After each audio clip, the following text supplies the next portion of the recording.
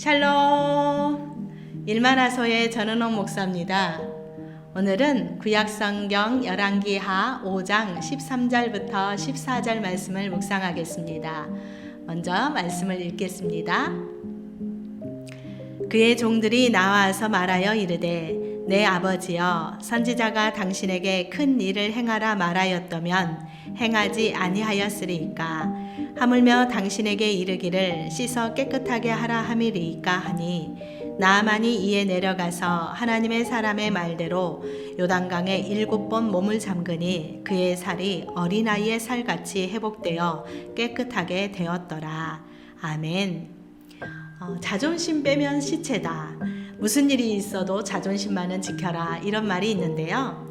그만큼 다른 건 내세울 것 없어도 자존심 하나로 먹고 사는 사람들이 자주 쓰는 표현입니다. 이런 사람들은 자존심이 상처 입으면 불같이 화를 내는데요. 그만큼 그 사람에게는 자존심이 바로 자기 자신을 나타내기 때문입니다. 한편 또 자존심이 밥 먹여주냐, 이런 말도 있습니다. 때에 따라서는 자기의 자존심을 굽힐 줄 알아야지 자기 고집만 내세우면 안 된다라는 뜻인데요. 사실 자존심은 우리 내면에 다 어느 정도 자리 잡고 있습니다. 다만 사람에 따라서 이를 표출하는 정도의 차이만 있는데요.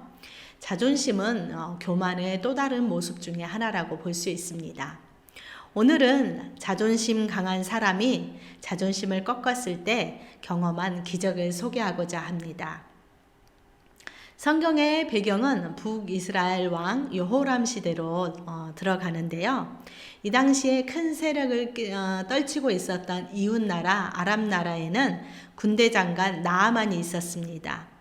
그는 나라를 큰 공을 세운 아주 용사였는데요. 안타깝게도 문둥병이라는 큰 질병을 앓고 있었습니다. 현대의 의학에서는 이 병을 한센시병이라고 해서 지금은 치료제가 나와 있지만 몇천 년 전에는 무서운 피부병, 하늘에서 내린 천병이라고 사람들이 취급했습니다.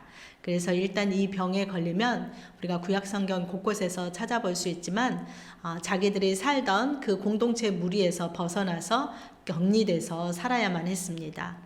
이 병이 발병이 되면 이 코가 떨어져 나가고 귀가 떨어져 나가고 또 눈알이 썩고 이 손목이나 발목 이런 모든 관절마디가 썩어서 떨어져 나가는 아주 무서운 질병이었습니다. 그런데 한 나라의 장관으로서 모든 사람의 추앙을 받는 이 나아만이 이런 몹쓸병에 걸렸으니 얼마나 큰 근심이었겠습니까?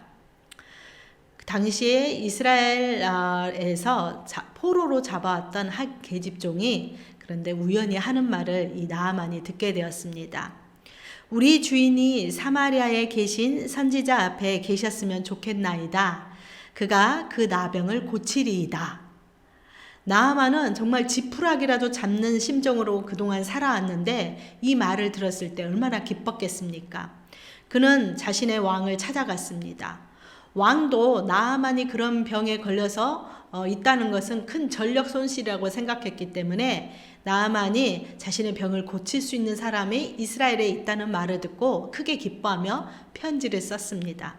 그는 이스라엘 왕에게 거의 협박조로 이 편지를 들고 가는 나아만 장군의 문둥병을 고쳐내시오! 라고 편지를 써서 보냅니다. 이 서신을 받아든 이스라엘 왕은 어떤 반응을 보였겠습니까?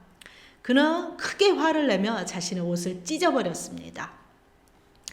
그 당시 문둥병을 고칠 수 있는 사람이 어디 있겠습니까? 그래서 무슨 수로 그것을 고칠 수 있겠냐고 화를 내면서 이것은 아람 나라 왕이 전쟁을 일으키기 위한 하나의 구실에 불과할 뿐이라고 생각을 했습니다.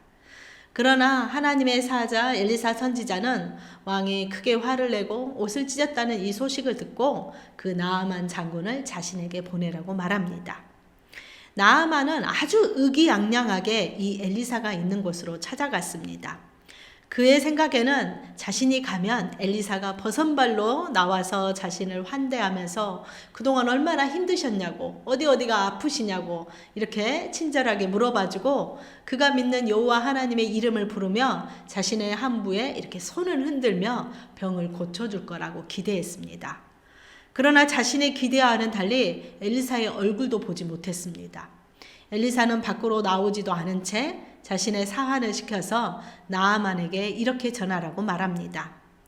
너는 가서 요단강에 몸을 7번 씻으라. 내 살이 회복되어 깨끗하리라.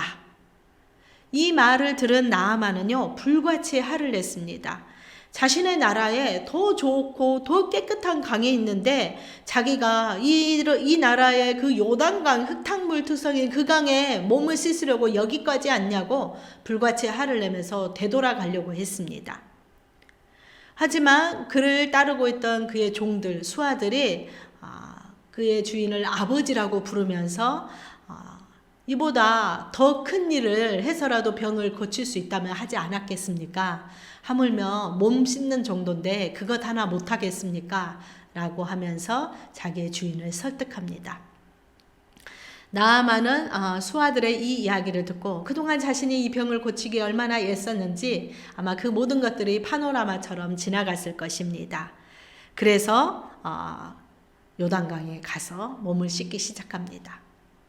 엘리사는 왜 나아만에게 7번이나 목욕을 하라고 했을까요? 사실 하나님은 단 한 번만 씻어도 그 병을 고칠 수 있는 능력이 충분한데도 말입니다. 그것은 하나님께서 그 나아만의 교만을 꺾으시기 위한 계획이었다고 볼 수가 있습니다. 나아만은 하늘을 찌르는 그 자신의 자존심을 굽히고 요단강에서 몸을 7번이나 씻었습니다. 그 모든 일을 마쳤을 때 놀랍게도 그의 몸은 다 회복이 되었습니다. 그냥 회복된 것이 아니라 어린아이의 살과 같이 아주 깨끗한 모습으로 회복이 되었습니다. 그는 더 이상 문둥병 환자라고 취급받지 않아도 된 것입니다. 저는 이 말씀을 읽을 때마다 이런 생각이 듭니다. 우리가 하나님 앞에서 자존심을 세워봤자 무슨 이득이 있을까? 오히려 하나님은 우리에게 더 많은 것을 주시려고, 더 좋은 것을 주시려고 애쓰시는 분인데 우리 삶이 유익해지는데 왜 우리는 하나님의 뜻대로 하지 않을까? 왜 우리는 하나님 뜻보다 내 뜻을 따르려고 하고 내 고집을 세우려고 그렇게 자존심을 내세울까? 조금만 더 겸손해지면 주님이 주시는 그 좋은 것을 더 빨리 더 많이 누릴 수 있는데 그런 생각을 해봅니다. 우리에게 늘 좋은 것을 주시기를 원하시는 그 하나님의 마음을 우리가 아직 다 모르는 것이겠지요. 우리가 주님의 말씀대로 사는 것은 우리의 선택 여하에 달려 있습니다. 그런데 그 말씀대로 따르기로 순종하는 그 순간 복이 우리에게 임하고 나아만이 경험했던 그런 기적과 같은 삶이 우리의 삶에 늘 펼쳐지게 될 것입니다. 네, 오늘의 말씀은 여기까지입니다. 여러분, 오늘도 샬롬!